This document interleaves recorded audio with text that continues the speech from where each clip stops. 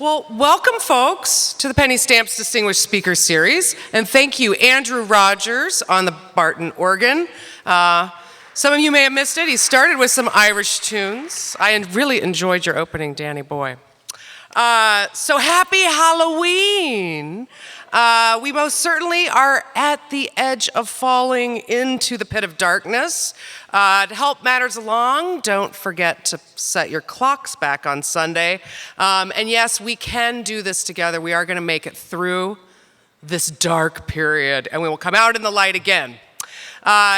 We have a wonderful person from Light to help us today. Today we present the Irish artist, teacher, and activist, Joe Caslin. Interestingly enough, I did a little looking back and thinking about the statistics of this because, you know, everybody's into data analyzing everything nowadays. And so I thought, wow, an Irishman in this speaker series. This has only ever happened once before. You know, we have folks from all over the world that come and grace our stage and join us all the time. But interesting that somehow in all the years of the Penny Stamp series, this is only the second Irish person to be with us. And very interesting is that the first Irish person that joined us was David O'Reilly back a number of years ago. And the date on which his visit and presentation fell was on St. Patrick's Day. And here, our second Irishman is with us on Halloween, both festival days and both Irish festival days. So here we are, you know, always trying to make it work. So thank you to our partners for their support today, the Institute for the Humanities, series partner Arts Engine and Michigan Radio 91.7 FM. Just a couple quick announcements before we get moving along. The gratitude campaign table is in the lobby again this week. This is their students Sky Christoph and Miles Honus are helping facilitate today. They had wonderful hats on. If you didn't see them on your way in, do check them out on your way out. Really lovely. We're taking this fall season to gather our thoughts and ideas about the series' impact, and we ask that if you have anything to share about the series, to please express yourself by sharing reflections in a written letter, which will be shared with the Stamps family. We only have 3 dates proper in our fall season left. So if you've been thinking about what you're going to write, just remember that. So we'll be taking letters for the next 3 weeks. We also, well, it's actually more than that, but anyway, the next 3 moments happening at the Michigan Theater.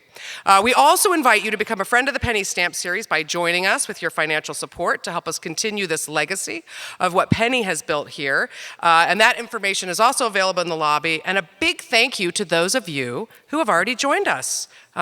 Wonderful. A reminder, we are hosting a special event, not one of the 3 that I mentioned, tomorrow evening, November 1st, 7 p.m. at the Bethlehem United Church, which is just a few short blocks from here. This is on 4th Street between William and Packard, an easy stroll, a wonderful, interesting space, and we're featuring John Cameron Mitchell, and we will also have an organist there. There's an organ in the space, so you can enjoy that. Also, you're encouraged to come in costume. John Cameron Mitchell himself is going to be awarding the best dressed, and he's got 2 pairs of tickets to his one-man show, Origin of Love, to give away tomorrow evening, 7 p.m., Bethlehem United Church. Next Thursday, just a note about next Thursday, we are presenting Marina Willer. She's a graphic designer extraordinaire, but she's also a filmmaker, and she has a feature film which we're going to be hosting after she gives her talk here. Her feature film called Red Trees. This is a personal story of her family's survival and escape to Brazil during the Nazi occupation of Prague. Her father was one of the last people to get out of Prague during World War II. This is going to be screened at 7:30 p.m. Following the talk. And because if you are here today or you're a regular Penny Stamps patron, you get a big deal on the ticket to go see the show. We worked out a deal with the Michigan Theater, so tickets are only $6, but you have to buy, and there's no fees, no service fee even, but you have to buy it online, not at the door, and you use the code WILLER, that's Marina's last name, Marina Willer. Willer is the code, so you can purchase your tickets online for that screening. And now, do silence your cell phones. We are going to have our regular Q&A, as per usual, in the screening room, out the doors to the left, down in the smaller theater, directly following the presentation here. And now a few words to foreground our guest today. I had the great fortune to run into Joe Caslin and his work for the first time last April. And I immediately, upon finding out about what he was doing, asked him to join us here. And I trust that he will inspire you today to realize your own potential power to influence a tangible change in the world through finding understanding and empathy for all peoples around you. He's known for his beautifully rendered pencil drawings, which manifest as street art. Designboom Magazine has described Caslin's work as towering works of art that appear like massive sketchbooks across the architecture of Ireland's cities. He is the recipient of the 2013 Association of Illustrators Award for New Talent in the Public Realm. He creates highly accessible work that engages directly with the social issues of modern Ireland. He confronts the subjects of suicide, drug addiction, economic marginalization, marriage equality, stigma and mental health, the Irish asylum system, institutional power, and most recently, sexual consent.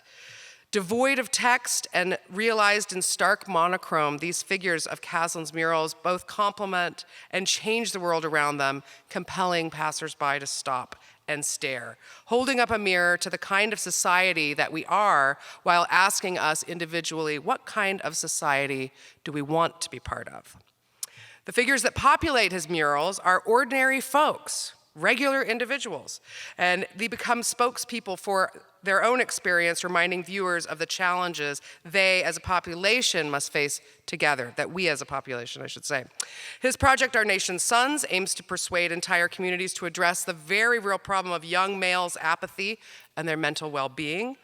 And the title of one of his recent projects, which was installed in the National Gallery of Ireland, was an installation called Finding Power. And I find this title is so apt to Joe and to his work, because recently someone pointed out to me, there's only really two ways that you can gain power. And you can gain power through the leverage of having a lot of money, or you can gain power by connecting and inspiring people. And that power is very squarely possessed by Joe. Please welcome Joe Caslin.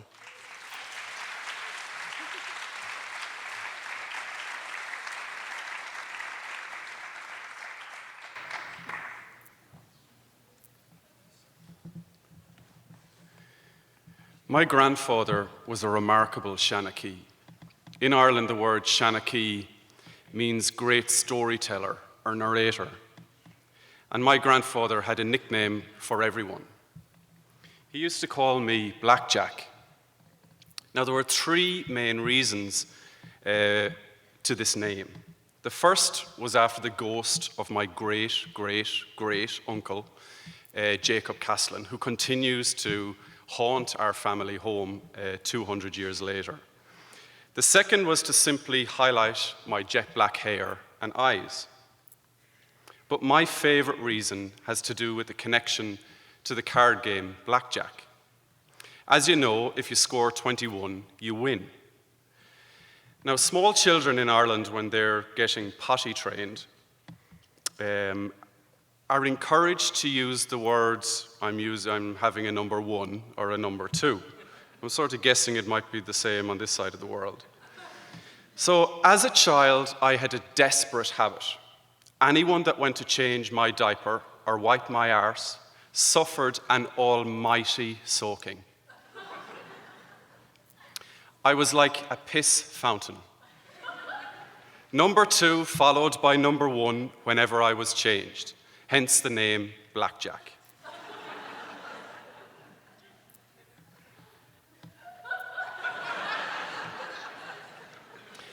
Now, as a hormonal teenager, I once told my grandfather I hated that name, and he stopped using it.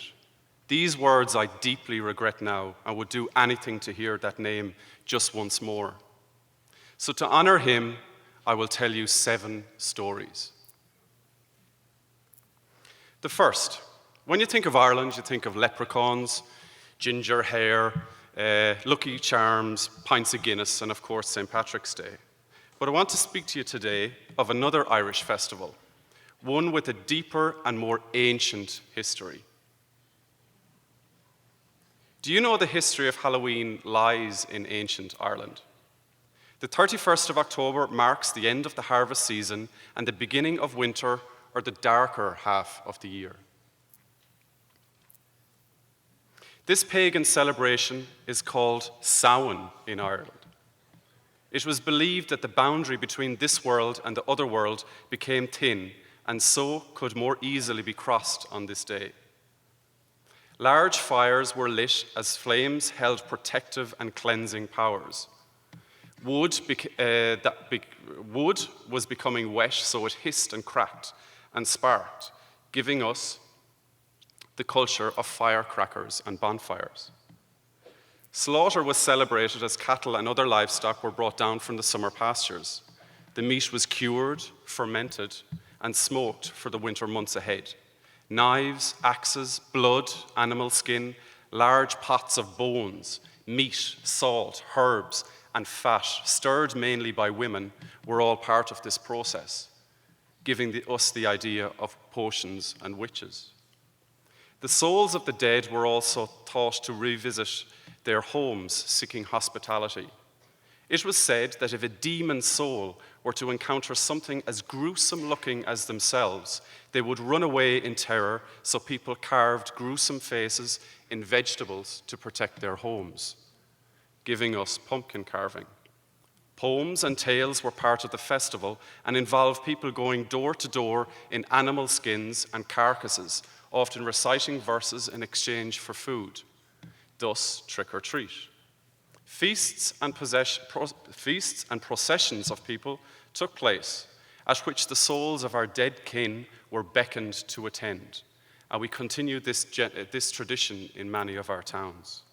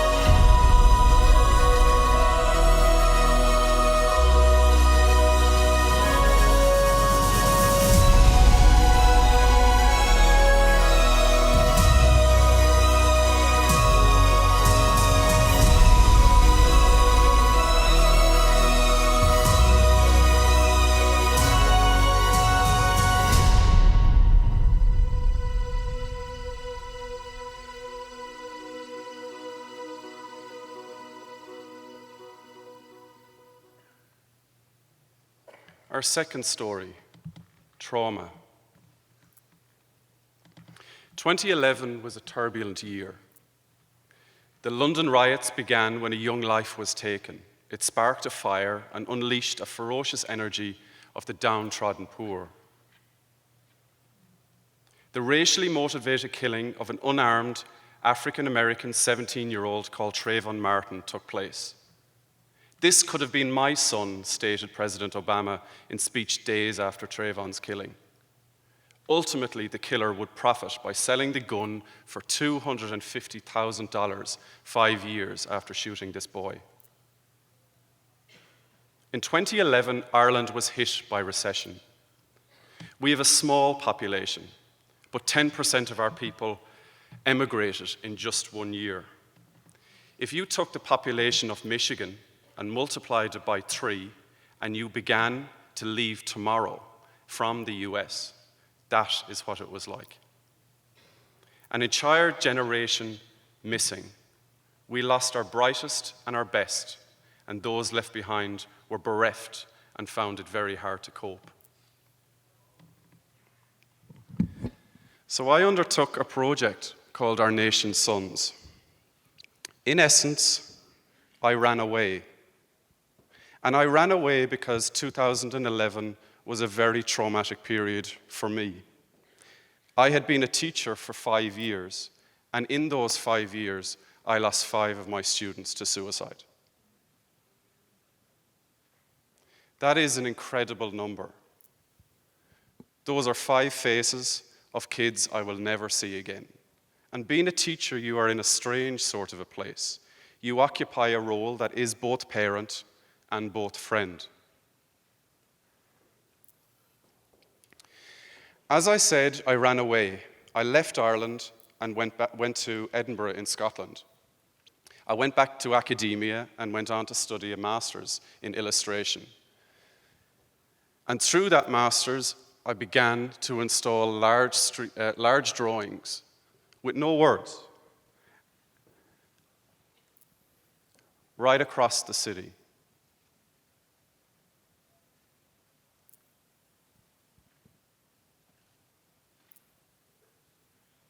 These drawings were very, very personal. I recruited young men from the city, and we went about installing these large works.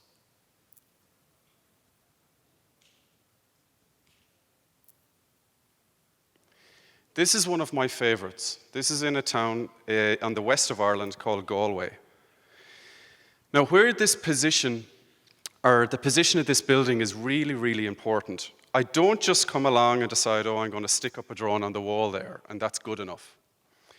This building itself was an old museum.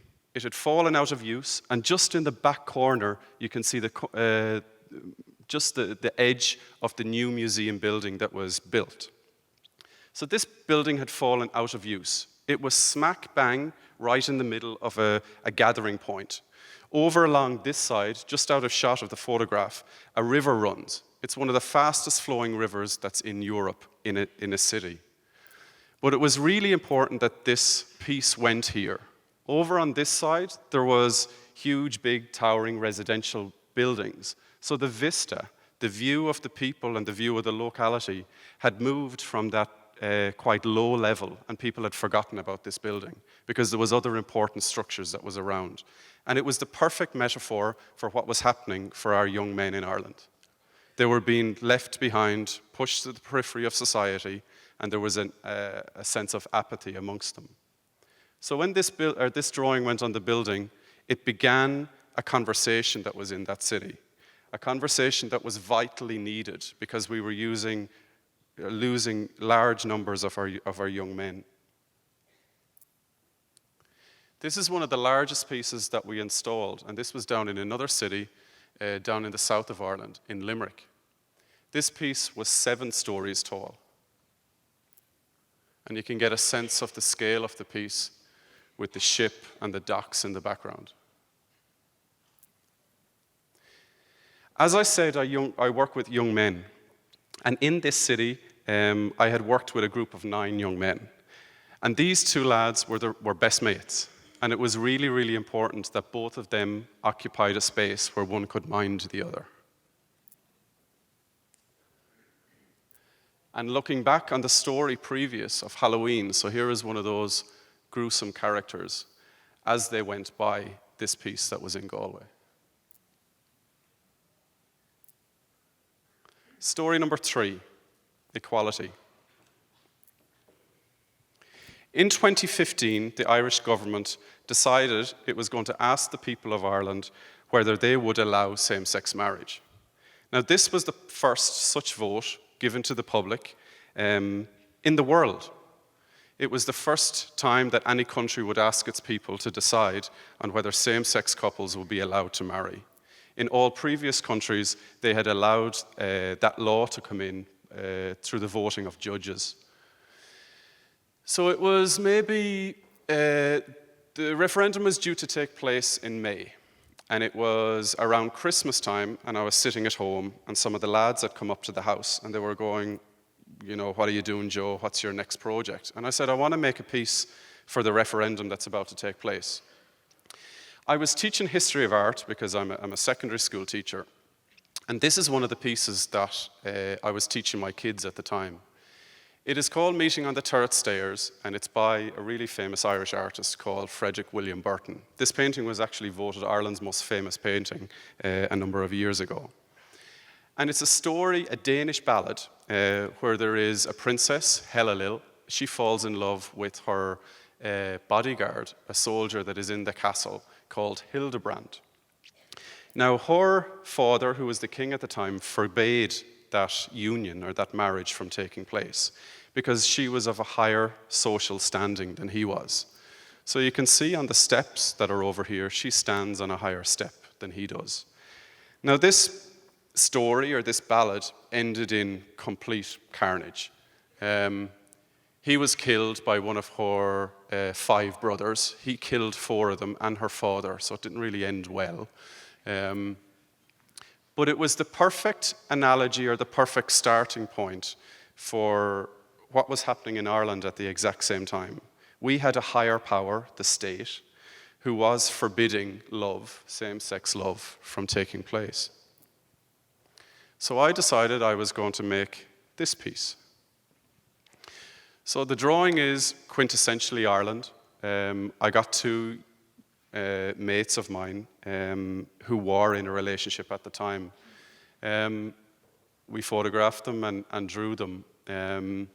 This piece, it's held in the National Gallery, and for some ironic reason, it's held behind a closet. So it was like another great analogy in the story. And it's only opened twice a week for 2 hours at a time. And I also put in I don't know, can you see the pointer that's there? I also put in the Claddagh ring. Now, the Claddagh ring was really, really important to Barry at the time. Barry had lost his dad in the weeks previous to this piece being made. His dad had been married to his mum for 27 years. And 27 years when they were together, Barry's mum handed him, Barry's dad, the ring. And the symbol of the ring, it's a very Galway, a very quintessentially Irish ring. If you turn the heart in to your body, that means your love has been taken. And it can be taken through a family member, it can be taken through, kind of your partner. But it was really important that Barry had the ring on at that time. So the drawing was made. I had picked a place in Dublin that I wanted to put it up. It was on a crossroads, the busiest crossroads in the whole of Dublin City. And it was right across from a really well-established gay bar that was in town. So this is it when it went up. Now, we started at 12 o'clock at night, and we finished at 7 o'clock in the morning. Now, the night before I put this up, Dublin City Council, the corporation, the people who were in charge of the city, they rang me, and they told me, if you put that up, we're going to bring you to the High Court. So I was going, okay. I didn't tell anybody until about 6 o'clock in the morning. And I roared down and I told Dad and my best mate, who were on the job with me at the time, and I said, do you know what, we might end up in the High Court. So we said, kind of, in a way I was looking forward to secretly of meeting the judge that was going to give me time. So yeah, it went up. I was wrecked because I was working on this for days previous. And all of a sudden, it went viral. We have a great drag artist in Ireland called Panty Bliss. And Panty Bliss had come to notoriety in the months before the marriage equality referendum took place. And she put up a post of the piece, and within 24 hours, it got 1 million clicks. Other artists started to recreate it. The image went on the front of the International New York Times. Every time people, news sites wanted to talk about the subject, this image was used. So it became the image of the referendum, which was remarkable. But it wasn't good enough that I just put the image up in the city, because in all cities, by their very nature, they're progressive. The pace of life is a much quicker pace than down the country. And it was the country vote. It was the vote outside of those urban spaces that were the most important. So I decided that I was going to install a piece that was in a really, really rural and remote place. So we found this castle that was nearly 600 years old. I convinced the man that bought it and renovated it, could I put this piece on the wall? Now, I also want to note or kind of to mention that all of the work that I put up is put up using paper and an adhesive that is made from potatoes. Like, that's the most Irish thing that you could possibly that you could possibly use, like paper and potatoes. But it's true. So when these pieces go up, they're quite vivid, but when it's time for them to come down and that they wear off, they don't cause any lasting damage to the sites, because these are monuments of kind of national significance. So we put the piece up, and this piece went on the front cover of the biggest newspaper that's in Ireland, the Irish Times. And it was important that it went on the front cover of that newspaper in the days beforehand, because it might have just, kind of swayed the vote for certain people. And thankfully, 4 days after this piece was up, Ireland voted yes, and we got equality.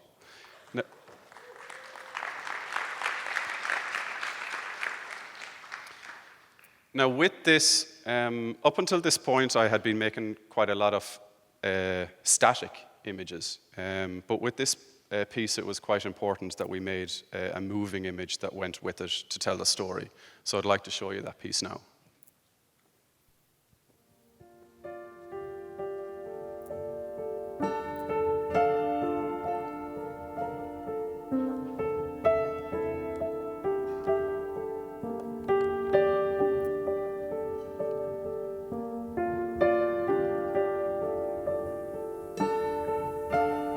A small spark can ignite the light and hold it in your heart. But a small thought can put it out and hold you in the dark. When you feel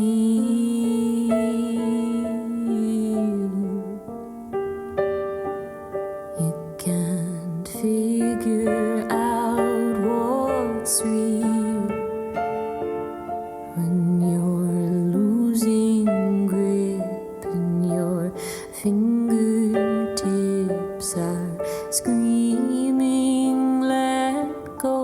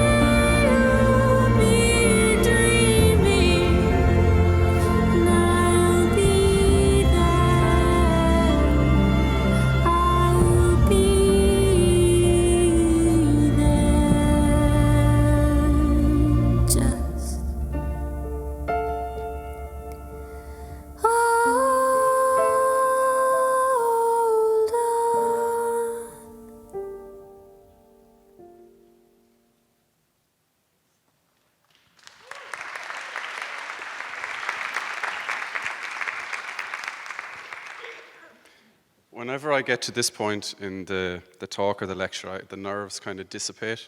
That song is stunning, and it just kind of relaxes me into things. So I'm ready to go now. Ireland has two parts. There is the Republic of Ireland, and there is Northern Ireland. We have 32 counties in the whole island, but 6 of them are in a space of their own known as Northern Ireland. In Northern Ireland, until just 10 days ago, same-sex marriage was illegal.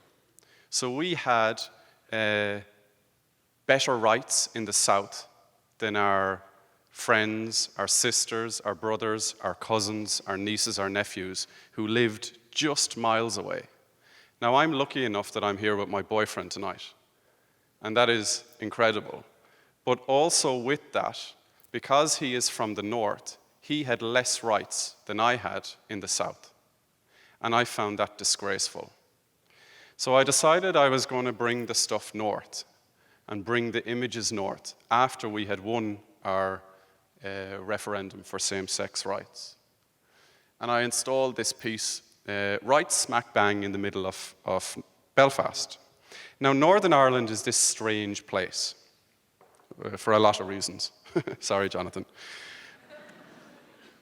In the north, there is a war that has raged called the Troubles. And that war has raged with 2 groups, a Republican group and a Loyalist group. A group that want Ireland to be a whole island, and a group that wants the north to stay part of the Union and with Great Britain. But with that, murals became part and parcel of communities, and it was how communities spoke about, kind of what side of the line that they were on. So there was Republican murals, and there was Loyalist or Unionist murals. So for me to put a drawing of 2 women kissing was quite soft in comparison to these. But you might have these kind of websites that's over in that kind of take the piss out of stuff that when it goes on, what do you call that? Like kind of satire. That's the word. Come on. So they amended it. So they changed it. So a controversial Northern Ireland mural amended to make it more socially acceptable for the people of the north. So they stuck on a balaclava and an AK-47, and things were fine. There was no problem. We were ready to go. So as I said, 10 days ago, Ireland moved from a place of segregation to a place of whole and a place of entire equality. Story number 4, the volunteers. In 1916, a rebellion led by writers, artists, and poets took place in Dublin. The small force they led were known as the Irish Volunteers and took up arms to end British rule and create an Irish Republic. A group comprising of over 200 women formed an intrinsic part of this army. The rebellion took place on Easter Monday 1916 and lasted just 6 days. Each of the 7 signatories who signed the proclamation were executed by the British Army. 100 years on, I wanted to honor the idea of volunteerism and the importance of volunteerism in contemporary society. So I looked at Ireland and where it was at the time, and I looked at a lot of the social issues that had come to the fore. So I decided I was going to look at 3 main issues where volunteers are incredibly useful. The first one is in mental health. The second one was in drug addiction. And the third one is direct provision. That's what we call the process, or what we do with asylum seekers when they come to Ireland. So the first piece that I'm going to look at is mental health. Now, one of the biggest hurdles for anyone with mental health seeking help for their mental health difficulties is stigma. Stigma, by far, is the biggest wall that those that need help have to climb.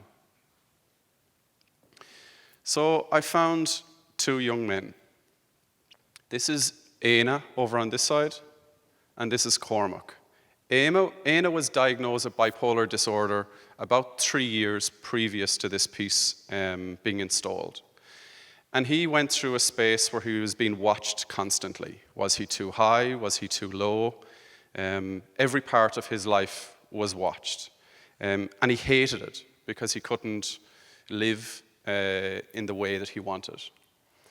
Cormac, on the other side, was and is an incredible volunteer. He does huge work in his community, and I wanted to honor him in the piece. So this was the piece that looked at the question of stigma. And I'd ask you to look at Éanna. Éanna is on his hunkers with his fist that is right in the middle of the floor. So he's in a kind of a tripod formation. But if you took Cormac, who was supporting him, and Éanna is kind of in that support, he's taking on that support.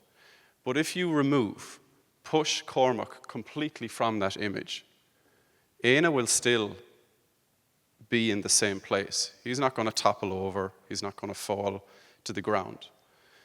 So this piece was really important to kind of question, can those with a mental health difficulty, can they survive? Do we suffocate them? How do we go about giving them help? The second part of the volunteer question that I wanted to look at was drug addiction. Unfortunately, addiction has played a role in my life and in my family. And drug addiction in Ireland is dealt with in the criminal justice system rather than in what I believe should be the health system. So I went about recruiting a number of people that were in the world that was around drug addiction. I recruited Lynn Ruane, who is an Irish senator. Now, if you take on any word that I say of today, please have a look at this lady. She is mesmerizingly brilliant.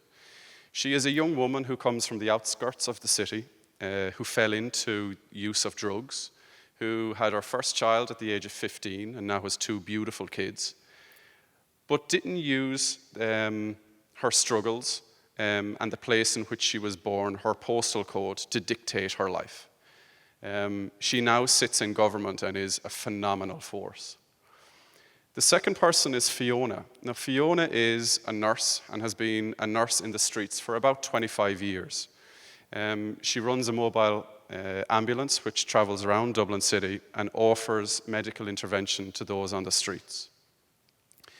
Rachel, who's in the top right-hand corner, is that you or right? I'm brutal bad on left and right, sorry. Rachel is in the top right. Now, Rachel, 11 years ago, was a heroin addict. And she has been clean. And became kind of one of the internet sensations when the internet kind of hit Ireland. She was a beautiful 15-year-old girl, but had suffered so much with injections in her forearms that she had two big kind of black rotted sores. And that video kind of went, or that photograph went right across Ireland as a 15-year-old young girl who was injecting so much that the flesh on her forearms started to rot off. She pleaded for a bed in a recovery center and took years, even, after going public, to get that attention. Now, in Ireland, we have 20,000 drug addicts, and at present, we have 36 treatment beds. And 76% of our population in the prisons are from drug addiction or drug criminality. So, where better to put up a drawing about drug addiction than Trinity College, an institution that is 427 years old, I remember walking in the door and having a meeting with the provost or the president's council. And they said, we'd love to work with you, Joe. What would you like to do? And I says, I want to put up a piece on drug addiction. Well, it took maybe 10 minutes to lift their jaws from the floor. But it was important that the conversation and that the image was willing to talk about addiction. So what you have here is Rachel. Can you see her that's there? Rachel is looking out. She is the only one that is looking out at the viewer. So she's looking out to each and every person that confronts this piece and is there questioning. So what do you believe the value and the worth of her life? Here is Lynn. Now Lynn was dressed, we found this old, to commemorate the rebellion of 100 years ago, we found this old bomb carrier. Now, as I said, there was 200 women that were part of the Revolutionary Army, and what they used to do is transport bombs in their undergarments. So they used to wear these big skirts. So this was a bomb carrier. So Lynn carries that bomb, but we took the bomb out of it and we put in a bill, a piece of legislation. Up in the back corner, we can see it a little bit clearly here, is Fiona. Now Fiona is a nurse, and it turns out that she did a bit of digging into her family history, and it was actually her great-granny that used to make bombs for the rebellion, which is great. So she wears one of the pins that her grandmother had. And she is pulling the character that is the doctor, or that kind of perceived static, old-fashioned health system, and pulling him into the conversation. So I'd like to show you, again, previous we made a film for the equality piece, and I'd like to show you a short film on this drug addiction piece.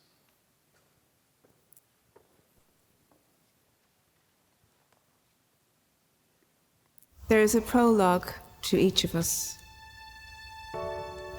My history is a drawn line that stretches behind me endlessly. In front of me, unwritten possibility. The volunteers, mostly in their 20s, from all the various walks, laden with the burden of their centuries. The tall pillars still hold the scars of their battles as they hold up the roof. Those elemental arms of survival. In the face of all this sorrow, we offer our work as our proof. I saw addiction grow in the soil of trauma, a neighborhood inheritance, poverty and circumstance, a gnawing of loneliness, an ache clawed of holiness, only some howling chemistry lightened. It was angry and bottomless, and it wrapped like a lover, then tightened and strangled, it smothered, and to others that fearsome illness turned me criminal. Here, the ill are shamed, as though their illness is earned. Marched through halls of justice, as though we haven't learned that they are already in a prison of their own pain. And treatment is in the reign of another neighborhood. St. Christopher, the burden bearer, did as he could. He crossed the river carrying a weight heavy as the world. He said, "Go your way in safety. Go on reassured." The ink is stark and black and white. The words all seem dry at a glance, but their truth is a chance. What they mean is a life. These stones hold the echo of old explosions, but they hold sounds of us stacking them too. We'll mix mortar with sweat and dust from the rubble of sorrow. See what we can do. There are bombs we can make with ink and with paper. A bill, a voice articulated. A truth as plain as a picture on a wall. They hammer out a proclamation for us all.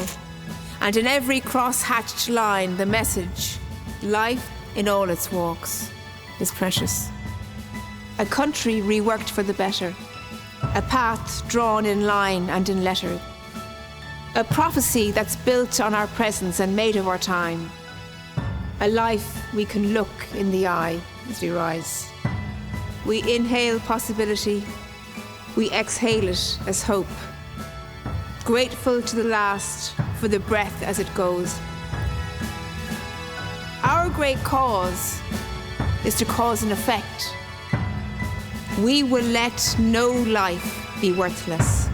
We will let no life be worthless. The new volunteers, a nation reflected, its warrior creed. Be fierce in compassion and believe.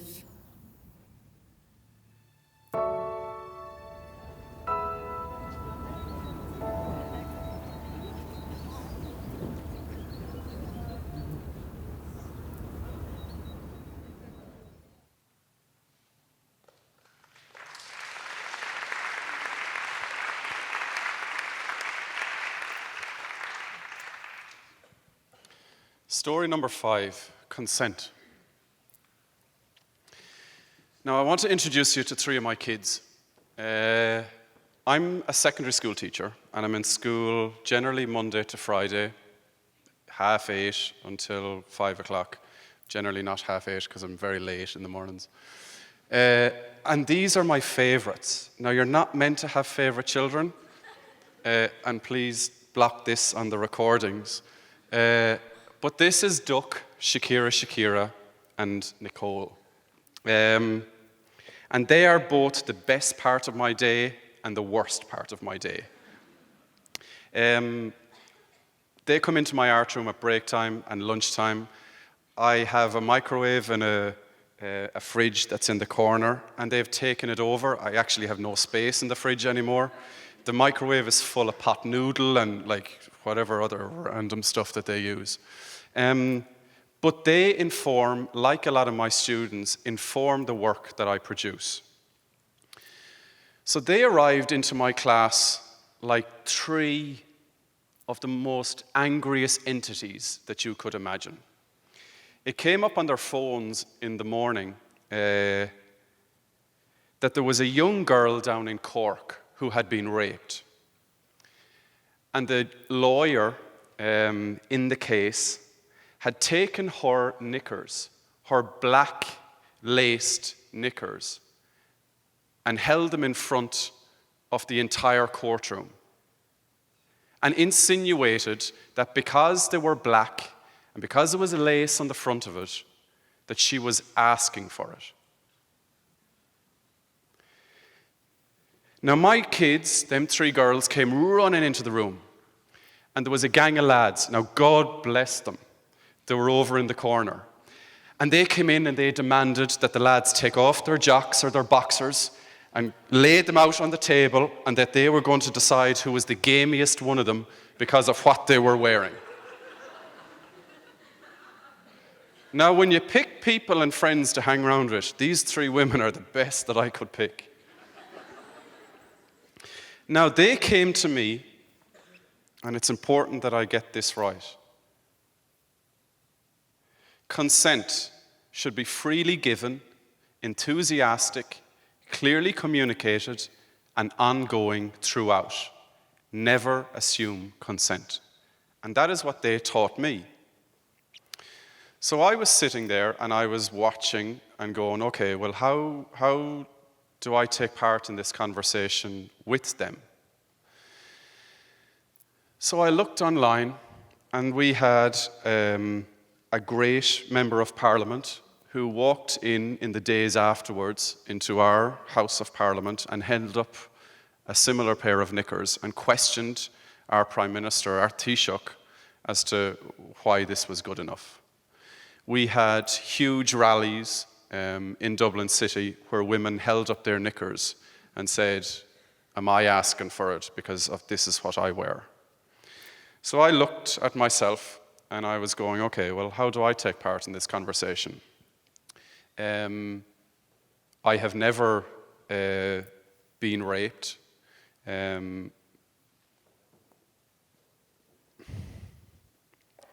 But I have on 2 occasions been the first person that 2 young ladies have told that they had been raped. And I hid that away. and I put it in the back of my head, and I was like, okay, well, that's how I deal with it. But that wasn't good enough.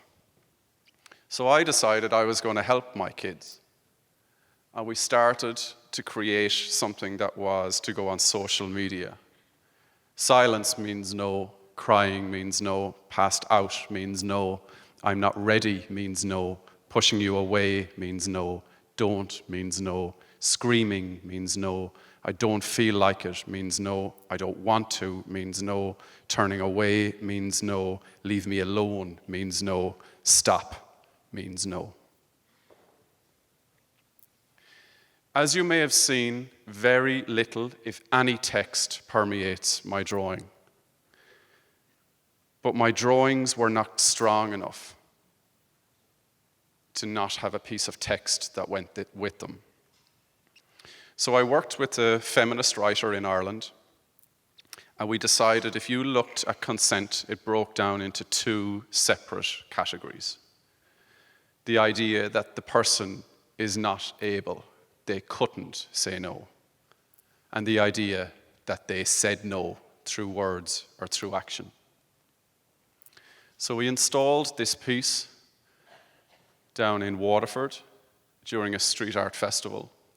And a number of weeks later, we installed the same piece with the additional writing that was on it, and a really famous and a really important gallery in Dublin City.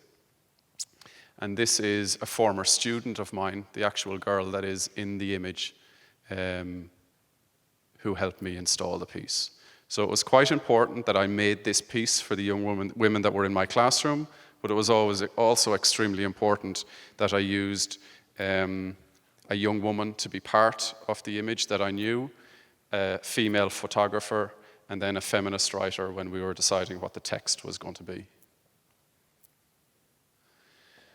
Story number 6, finding power. Now, I am in the street art world, and by its very nature, it's subversive. So when I got a message from the National Gallery of Ireland going, we'd like you to put some up in our space in a building that has been closed for the past 7 years as it undergone renovation, and we want you to be one of the first contemporary Irish artists that install work in here. As you can imagine, I didn't believe the email or the contact when it came through. And when it came through, I was kind of blindsided. When a big institution asks you to make work, I panicked, and I didn't know what I was doing. So I took out my sketchbook, and I was asked to make work in response to a great artist called Frederick William Burton. So I went into the gallery on many, many days and drew for hours, but didn't have a clue what I was drawing, didn't know what I was doing, didn't understand the man, didn't understand his work. And it wasn't until one of my friends, Sinead Burke, who is a little person, came into the gallery, and I was talking to her about the undertaking that I had been given and the weeks and weeks of drawing that was going no place. So we looked at the man, and Burton had a strange sort of a gathering of people that was around him. His work was real straight-laced, and him in his place, in his position, he was quite, kind of regular. But the people that he had around him were like really alternative and others. And I thought that was really interesting. I thought that was the position that I was really interested in, and that's where I wanted to go with the project. Rather than what he produced as artwork, more so who he was as a man and the type of people that he had around him. Now, he came or was around in the era of maybe the late 1880s. So to have a collection of women that was around him who he saw as equal was quite pioneering for him. So I decided, okay, well, if I was to take Ireland at present, and I was to take 7 individuals from every breadth of the Irish landscape, who would I take? So the first person was obviously my friend Sinead Burke, who is a little person.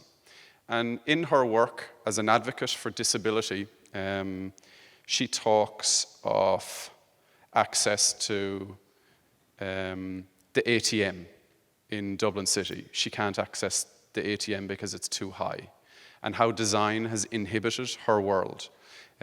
Fashion is not made for her.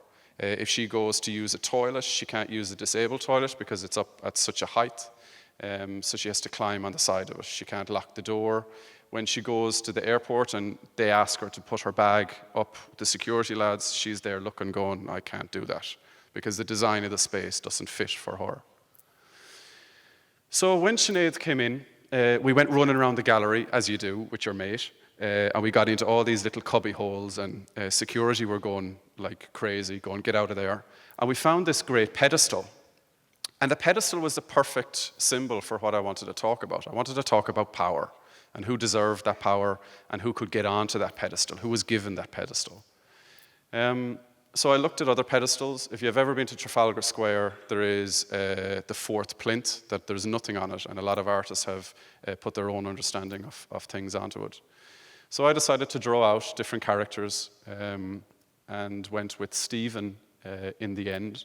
So this was the drawing of Stephen, and we omitted the pedestal from it. And then this is it as it's installed. Now, from the gallery, this is the old section of the gallery, this is the new section of the gallery. Before the refurbishment, they used to drive a truck in the middle in there, and that was just a loading bay. So it's this beautiful, quiet space as you move from one gallery into the next gallery, and you can sit down and have a look. Now, Finding Power was a really interesting project, and the gallery have acquired it subsequently. Now, it was a really important project for a number of reasons. As I said, this is Sinead's work. There is no little person in the gallery's collection. And it was important that she stood on the pedestal with an access, little kind of step up, and in the doors of a large lift, so she could get access to the top floors. This is Jad. Jad came to Ireland from Syria as a refugee. He came on his own. He knew nobody that was here. He was put in a single bedroom house, and he was told, get on with life. So that's him, kind of looking for community, looking for his own power, looking for his place within society. That's the first time a refugee has come or has been in the national collection. This is Davina Devine. Davina Devine is a great mate of mine. Davina is a drag artist, and this is a dual portrait of a single person. It's the first time a drag artist has been in the national collection. And this is Chidi Mujeke. Chidi is the mother of two boys that I have taught. Chidi came to Ireland 11 years ago and has eked out a living. And when this photograph was taken, she was looking for refugee status in Ireland. So she is the first refugee that has come from Africa that has been in the national collection. So there was a lot of firsts in this piece, and I'm really, really thankful for the National Gallery that 4 of the firsts and 4 of the types of people that should be in our collection, in our state-owned collection, is now in the gallery. Story number 7, and our last story, Save Nonso. Nonso Mujeke is Chidi's youngest boy. And Nonso Mujeke came to Ireland when he was 2.5 and lived in Ireland for 11 years. After 11 years as a 14-year-old boy, the Department of Justice issued him with a deportation order. They wanted to send him back to his home country, to a country that he had forgotten or did not know the language, the culture. He could speak better Irish than I could. So as a community and as a school, led by the children in the school, we mounted a campaign. We got 22,000 signatories on a petition. We haunted every government minister that you could possibly get to. And we changed his future. So here was a boy that was due to be deported, due to be sent back to a place that he did not know. And through the interaction of young people within his community, Nonso now lives with his family, with his mother and father, and get to stay in Ireland and make my life and Ireland a much better place. So I'd like you to show you the video in my classroom of my kids as they found out that Nonso was staying. Please listen to their words and listen to their wisdom, but most importantly, listen to their empathy.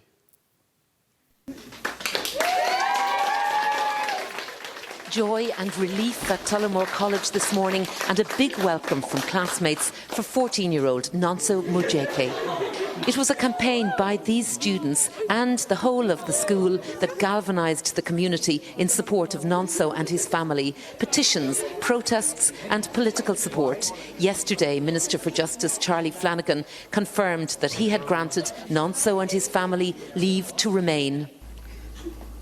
I don't think I could ask for better friends than you guys are.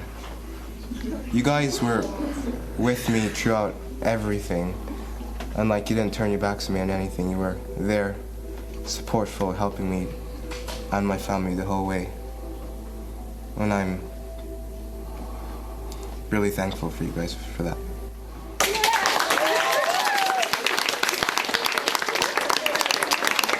His classmates' campaign is now at an end. Like, we love Nonso and it's important for us that he stays, and yeah. And you're happy? No, you don't look it. Nonso's mother fled Nigeria with her two sons after her husband died in 2006. Nonso was just 2. She said in her asylum application that her husband's death had placed her and her children in danger. But that application was rejected, a deportation order was served, subsequent appeals failed, and a last deportation order came last June. I feel like it doesn't matter who it is. We all have to stick together and we all have to fight for our rights. I feel like it was unfair what they were doing to Nonso, so we all grouped together and we fought for rights. And you won? Yeah. I'm not just happy for Nonso, Victor and his mother. I'm happy for me, I'm happy for my friends, I'm happy for the school, I'm happy for our entire community. Nonso's just such a vital part of it, and I just couldn't imagine life without him. Emma O'Kelly, RTE News, Tullamore College.